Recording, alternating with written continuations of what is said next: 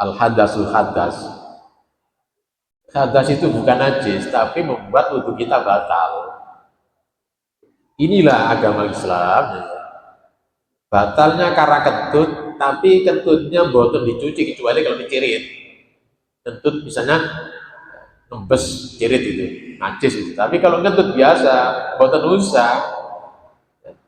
Dubur kita dicuci ya. Yang dicuci bukan dubur, tetapi kita harus wudhu lagi atau tayamum lagi. Itulah hadasa itu, bukan najis. Badan kita dianggap najis itu bukan najis badani, tapi najis maknawi kalau hadas itu. Maknanya kita itu kalau sholat ada hadas, boten sah. Namanya yang tidak bersih itu adalah jiwa kita, maknanya saja. Badan kita suci karena tidak ada najis. Ya, jadi namanya hadas. Ada hadas kecil, ada hadas besar. Nah, pembahasan di sini mari kita awali dalam urutan tarjih pembahasan tentang hadas kecil dulu. Wa ba'da, dan setelah at-tawaddu'a, setelah kalian berwudu, bil kaifiyati, dengan cara al-mutaqaddim, diterangkan di dahulu di depan, fa anta tohir, dan kalian sudah dalam keadaan toharo, bersuci. Suci apa? Suci dari hadas. Malam selama yakhruj, selama tidak keluar minkah, dari kalian, syai'un, sesuatu. Apa sesuatu? Min, dari ahadis sabilaini, dari dua jalan, jalan depan dan jalan belakang. Makna jalan depan itu artinya apa namanya, kencing itu ya. Pauli, jalan belakang BAB itu.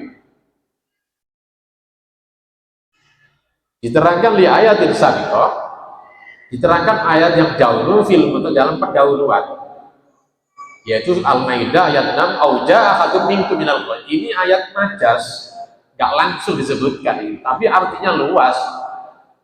Atau kalian telah datang di antara kalian dari jamban.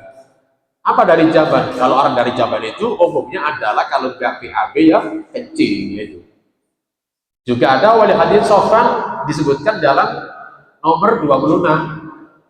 Tadi Sofyan tadi ini hadis Sofyan bin Asal qala amarona, aku diperintahkan oleh yakni Nabi Shallallahu Alaihi Wasallam an-namsaha, untuk mengusap al khuffaini, di atas sepatu but, idza nahnu, apabila kami adkhalna, memasukkan kaki ke sepatu but, huma, keduanya, ala tuhrin, dalam keadaan bersuci.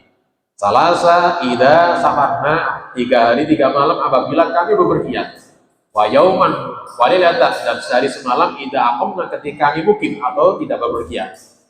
Wala naqahuma, dan kami tidak melakukan min ghaid, dari ghaid. Ghaid artinya bermakna di sini adalah ya, bisa menjadikan kita BAB ya, atau bauli, ini bauli. Wala naumi, dan seterusnya.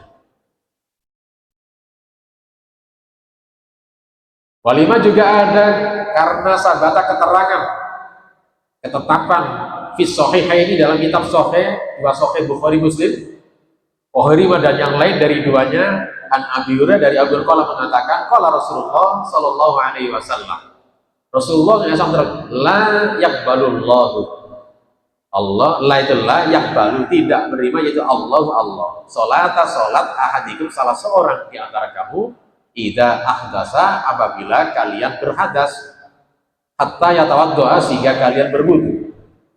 Faqad fasarahu Abu Hurairah, kemudian Abu Hurairah memberikan penjelasan, lama qala lahu rajul, ketika ada seseorang laki-laki menanyakan kepada Abu Hurairah, mal hadas, apa hadas itu? Qala, Abu Hurairah mengatakan, hadas kecil itu adalah usahun. Usahun itu entut ya, tapi mana uni nih, tut ya muni itu, au duratun, atau ngentut ya, tapi gak muni itu, gak muni tapi ngentut ya, saya gak muni kan ambuni sing temen aja. Itulah termasuk hadas kecil, kata Abu Hurairah. Jadi kalau ngentut, baik ngentutnya tidak berbunyi maupun berbunyi, atau dua-duanya ya, ono bunyi deh yo ambu, itu sama dengan yang batal tentunya. Itu namanya punya hadas kecil. Wali hadisin ada hadis lain, idza kana ahadun apabila ada salah seorang di antara kaum fil masjid, di masjid ya seperti kita nih ya saat menunggu salat atau mungkin saat sedang sholat, fawajada maka didapatkan rihan, ya, rihan itu semacam angin, bainal yatahi di antara dua pantatnya, atau dalam bahasa kami itu masih di dalam perut bawah tapi belum betul, itu belum keluar. Fala yakhruj kata Rasulullah, ojo kesusu metu ke masjid kata Rasulullah, hatta yasma'a sautan, sehingga kalian mendengar suara apa entut gitu ya, au yajidu rihan, atau ketemu rihan itu angin itu ya, kalau suara tapi angin betul ya, mampu bisa ya itu berarti memang batal. Tapi kalau misalnya dalam rahimakumullah masih di perut bagian bawah saja, atau mungkin dibopong itu untutnya, tapi gak mutu-mutu, ojo dideno, gak usah dideno, biarkan aja nanti keluar sendiri itu. Tetapi sebaliknya apabila kalau sudah kentut, ojo dipel, apalagi ketika sholat. Nah ini menjadi debatable di kalangan ulama, bagaimana ketika kita sholat ya, apalagi pas posisinya itu tahiyat akhir mau salam ini, wis kebelet temen nih, kira-kira dipet apa dituk, nah itu emang Pak, kalau nggak dipet Pak itu nggak ditahan itu, kalau ditahan kata Imam Ahmad boten angsal, termasuk sholatnya menjadi batal. Tapi kalau Imam Syafi'i nggak batal sholat, mogul ngentut, karena dia tiap makruh saja, makruh juga tidak bagus, makanya yang bagus bagaimana pun ditahan, dilepas mawon, batal ya batal, wudu lagi. Jadi jamaah rahimatullah, itulah ajaran Islam. Bahkan kalau menahan kentut itu kan gak bagus, alih-alih kesehatan gak bagus, kentut kok ditahan, apalagi juga kencing, gak usah ditahan, lepas saja itu. Ini kaitannya dengan masalah kentut ya. Di masjid masih belum terasa itu ya, terasa di bawah itu masih belum keluar pun medal, kesusu medal. Baru nanti kalau ada suara kentut benar ya, baru silakan panjenengan medal di masjid untuk wudu lagi. Sahihnya Muslim, Abu Dawud, dan Tirmidzi. Ada hadis lain Ali ya, inda sahih hadis Ali dari di sisi Bukhari Muslim.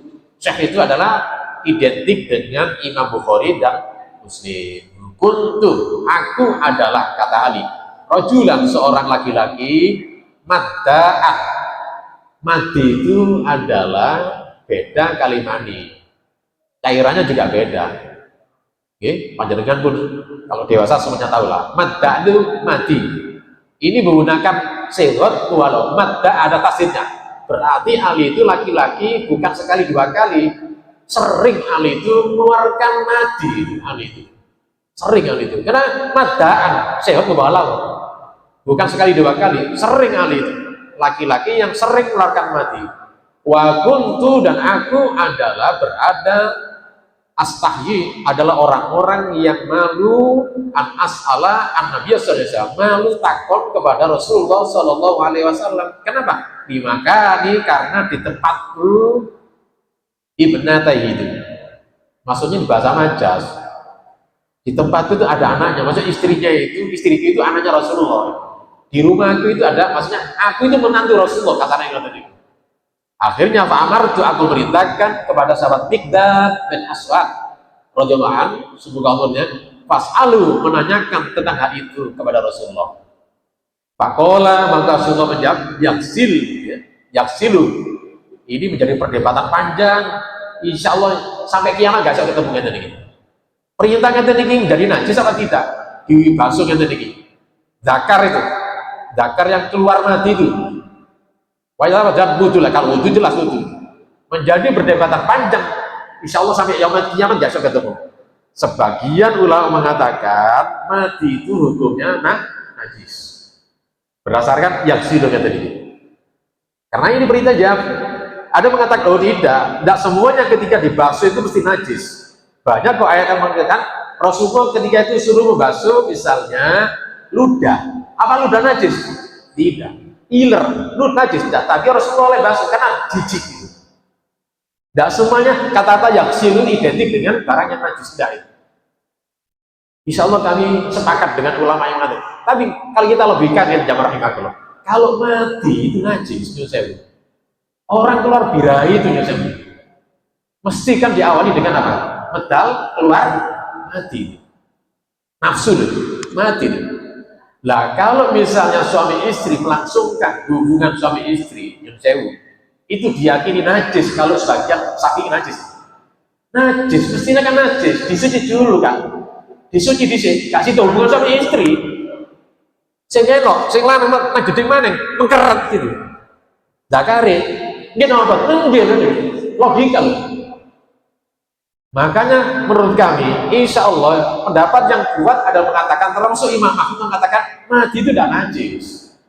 Kalau najis, buktinya kenapa? Orang Rasulullah itu berhubungan suami istri, selalu Rasulullah itu wudu. Lalu kalau misalnya mengawali hubungan suami istri keluar mati, batal wudunya? Enggak.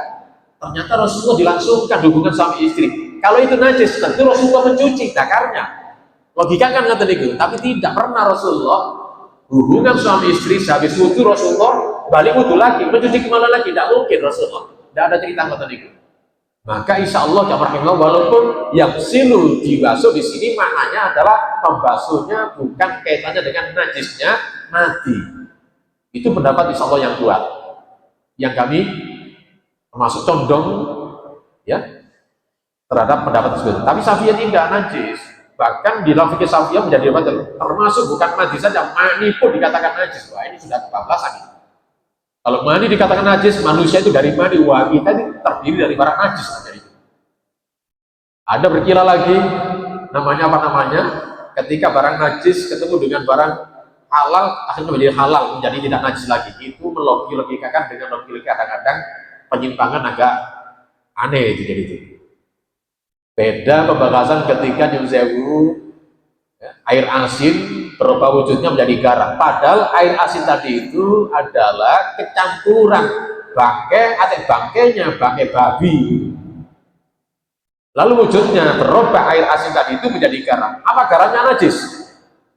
Nah ini menjadi debatable. Dan tidak. Kalau sudah berubah seperti itu, tidak menjadi lagi najis lagi. Garam yang sudah wujudnya dari asalnya dari air asin, yang air tadi itu kecemplungan barang yang najis, bangkainya babi ya gitu. Kemudian prosesnya menjadi garam, garamnya tidak menjadi najis lagi. Itu kalau ngaji gue aja bahasanya apa? Baik, jawab ya. Nah, malam tulang misil mar'ah ini menjadi perdebatan sampai sekian, yang nggak akan ketemu. Selama tidak menyentuh kemaluan, menyentuh perempuan, menyentuh bagaimana? Nah, ini penjelasan Muhammadiyah ini. Di ayatin, karena ayat aulamas tuh bisa lamasan Syafi'iyah ya menyentuh biasa itu. Di tafsir Ibnu Abbas ini yang tabar yang dipakai oleh Muhammadiyah termasuk Imam Ahmad mil andal juga dari makna lama sama menyentuh, maknanya adalah al-jima, yaitu setubuh. Baru itu dikatakan menjadi batal. Karena huwa sahih mukhtar, itulah pilihan yang terbagus yang dipilih oleh majelis tarjih. Jadi pilihan majelis tarjih yang dimaksud sentuhan di sini bukan sentuhan biasa, maksudnya sentuhan jima. Kalau sentuhan biasa tidak menjadikan batal. Nanti ada penjelasan lagi hadisnya, mari kita lihat.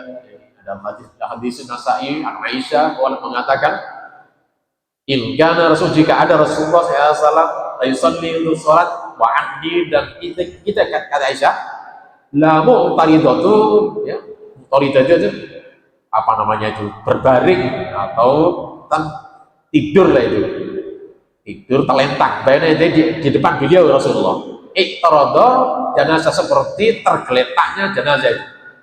Hatta ida aroda, sehingga apabila Rasulullah ayu tiro untuk melaksanakan witir, asani menyentuh ciri-ciri kaki saya, kata Aisyah. Yang tadi sewu, ada yang mengatakan bukan, kalau Aisyah ini ginya itu keliru, mestinya ciri-ciri tadi. Maksudnya ciri-ciri itu kaki itu. Ada mengatakan kakiku menyentuh Rasulullah, ada mengatakan tangan Rasulullah memegang kakiku. Pada waktu Rasulullah sholat malam saat aku tidur di depan Rasulullah. Ini sanadnya sahih. Ini menjadi penguat tentang masalah bahwa faham Muhammadiyah, ibu-ibu ya bersentuhan dengan bapak boten membatalkan wudu. atau bersentuhan dengan orang lain juga tidak batalkan wudhu. Hadirin Aisyah kalau mengatakan, faqad sungguh aku kehilangan Rasulullah SAW lailatan dari malam firosid dari tempat tidurnya itu. Fatamat itu kemudian aku menyentuhnya. Waktu ya kami letakkan tanganku kepadanya ala batini. Ya, ini menjadi batin ditafsiri oleh Al-Bani dalam hatinya pada waktu saat Rasulullah sujud, ya kaki Rasulullah tumitnya dipertemukan roksor kudame ini. Batin itu bagian dalam dari kudame dari kakinya. Boleh jadi kata tafsir yang tidak, boleh jadi Rasulullah tetap tidak ketemu, tapi kaki Aisyah menyentuh meraba-raba kedua kaki Rasulullah. Yang disentuh bukan keluar kakinya, tapi bagian dalam kaki Rasulullah. Ini sebagai dalil penguat bahwa persetubuhan laki-laki perempuan tidak menjadi batal wudhunya itu. Ada lagi cerita hadis dari Ibu Lumar, juga ada hadisnya dimuat bab masalah juga batalnya wudhu, tapi dipersoalkan sahihnya. Tapi Al-Bani mengatakan hasan itu. Saat Rasulullah mau sholat, Rasulullah mencium dulu kepada istrinya. Ditanyakan oleh sahabat ketika itu, siapa ini? Siapa lagi kalau bukan, maksudnya siapa lagi kalau bukan saya itu? Aisyah itu. Ketika itu Rasulullah mau berangkat sholat, mencium dulu kepada istrinya. Ditanyakan, istri siapa? Siapa lagi kalau bukan saya? Kata Aisyah itu. Itulah yang rahimahullah sebagai dalil bahwa laki-laki dengan perempuan, ya, persentuhan tidak batal wudhunya itu. Ya, jadi itu. Kami pernah guyonan jamaah rahimahullah, kalau penjenengan kubur suami istri, Rasulullah itu kubur suami istri, wudhu diisi. Nah kalau misalnya wudhu batal, lah gak jadi Rasulullah wudhu lagi ya. Nggih Pak ya. Tapi itu sudah sudah dididik mulai kecil, mulai pondok wonten niku Ustaz, wis gasok batal-batal. Kalau sing kok film ya itu. Bayangkan istrinya jadi ngajine di pondok, kental di pondok itu. Karena dia dari pondok, akhirnya fikihnya fikih pondok, maka kalau disentuh suaminya itu wudhu mana jadi? Wudhu mana? Ya gak apa-apa deh, wis gak batal, enggak mas, batal ya gitu. Ya tadi kalau diberikan keterangan kadang-kadang ya untuk angel itu. Kenapa? Karena ketum doktrinnya, dogmanya pendidikan pesantren jadi kayak begitu. Demikian, monggo masih ada waktu kita manfaatkan untuk diskusi dialog, silakan. Silakan. Monggo silakan. Silakan monggo Pak. Nggih. Nggih.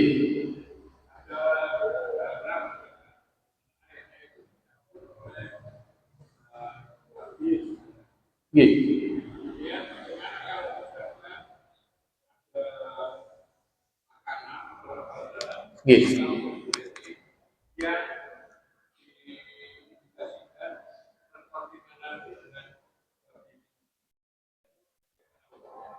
Kalau sudah jelas pemeriksaannya, ahli-ahli mengatakan makan bercampur babi dia betul bisa dimakan Pak, tidak boleh dimakan, haram, boleh haram.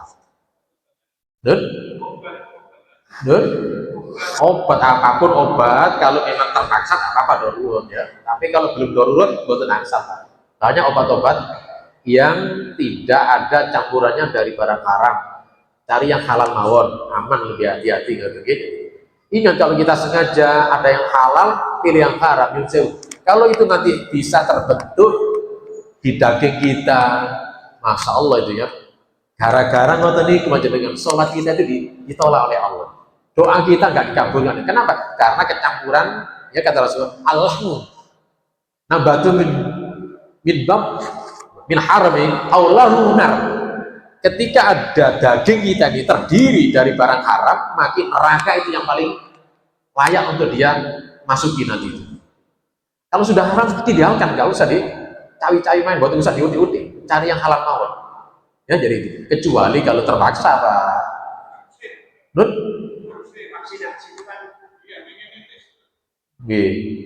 Dulu awalnya ngeten, tapi sekarang enggak Pak. Sudah diproduksi Indonesia sendiri. Semuanya sudah ada label Majelis Ulama, halal semuanya vaksin itu. Ya, dulu awalnya begitu, kalau nggak salah impor dari mana Italia tapi begitu. Awalnya memang kecampur dengan gitu-gitu, campur macam-macam karena tidak ada labelnya Majelis Ulama. Awalnya begitu.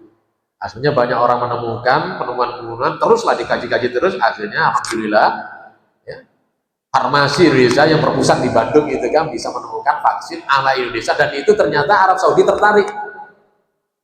Dan beli ke Indonesia itu Arab Saudi. Jadi itu ya. Sekarang sudah aman, vaksin untuk apa makin ini sendiri bagi jamaah haji maupun umroh aman Pak, betul itu campuran babi itu, betul dari itu ya. Dulu juga ada vaksin anak-anak ini diperdebatkan karena itu impor dari India itu apa namanya, campak apa namanya itu atau apa namanya yang bahaya itu. Itu memang bercampur dengan barang najis, tapi tidak ada lain satu-satunya itu. Terpaksa itu disuntikkan pada anak-anak kita itu. Kalau enggak bahaya itu. Polio kan bagaimana itu? Bahaya akibatnya itu. Sehingga bayi-bayi kita itu dulu pernah diimunisasi dengan vaksin yang diimpor dari India. Campuran dari najis itu. Bahan-bahannya dari najis. Tapi insya Allah sekarang sudah ada penemuan baru. Insya Allah sudah diatasi semuanya. Kalau terpaksa buat normal, barang najis dikonsumsi itu. Asalkan jangan memaksakan diri, betul ya? Artinya menuntut pada umat Islam harus rajin-rajin terus mengadakan penelitian-penelitian agar menemukan bagaimana cara-cara menemukan obat-obatan maupun makanan-makanan ya yang mungkin bisa bersaing dengan negara-negara yang maju supaya kita bisa menjaga diri kita dari minuman dan makanan yang bercampur dengan barang haram dan najis. Begitu, ya? Yang terakhir, monggo silakan.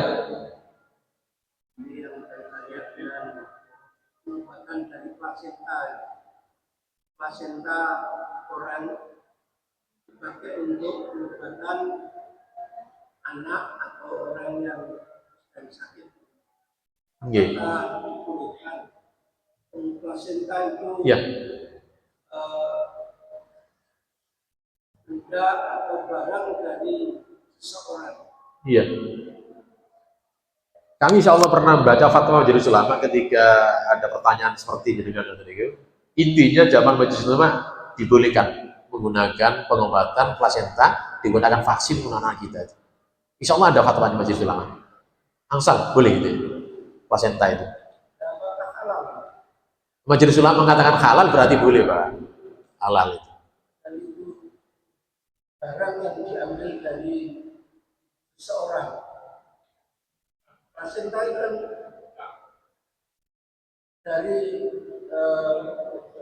dari seseorang yang kemudian diambil untuk diawetkan. Ya kesimpulannya begitu. Insya Allah kami pernah baca fatwa Majelis Ulama dibolehkan. Kalau dibolehkan berarti ya halal Pak, halal. Betul ya jadi itu. Jadi kita nggak usah debat lagi karena itu sudah keputusan sama Majelis Ulama, ya kita samin aja. Kajiannya juga di sana aja, dikaji lebih dalam lagi dengan berbagai macam referensi yang ada dari pendapat-pendapat yang ada, disimpulkan vaksin terbuat dari bahan dasar plasenta tadi itu dibolehkan digunakan, halal hukumnya. Gitu ya? Cukup ya? Demikian, yang terakhir, paling akhir mau silakan Mbak, silakan. Nomor.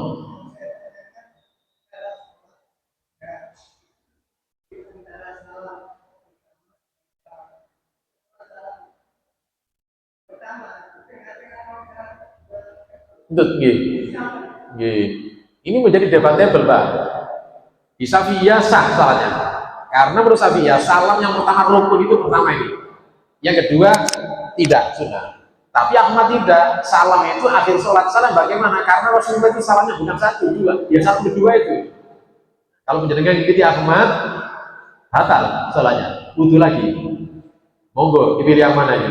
Kalau pilih Safiyah, ringan hanya, enggak wis batal wis Maria. Jadi gini, assalamualaikum, nah itu sudah saya. Tapi kalau Ahmad tidak, harus dilanjutkan salamnya enggak? Ngeten, dasarnya nih punya jauh ya. Nanti bab masalah sholat ada hadisnya. Jadi iftatus sholat, yaftah itu ditakbir, kemudian nanti pada halil salam diakhiri dihalalkan kalau salam. Salam ini ada dua. Dalam misalnya bagaimana? Salam pertama, yang kedua. Syafi'i, salam yang pertama rukun, yang kedua bukan rukun. Sehingga kalau rukunnya sudah selesai, ya sudah, walaupun batal, belum sampai salam kedua, itu Syafi'i. Karena apa tidak? Ini salam. Salam itu dalam sholat ada dua, ke kanan dan ke kiri. Karena yang ke kiri belum salam, maka tetap batal sholatnya begitu.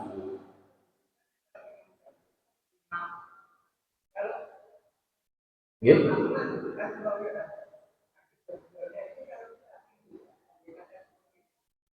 Hadisnya satu.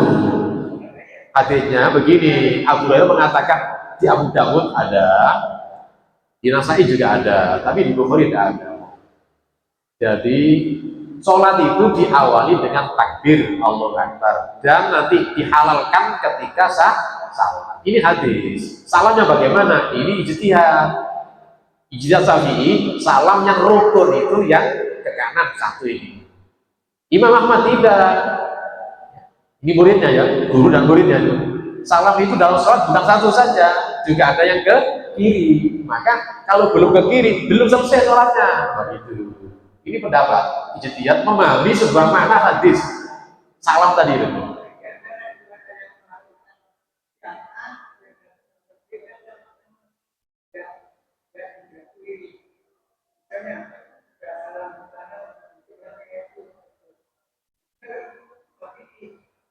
Sahih. Tidak sah itu.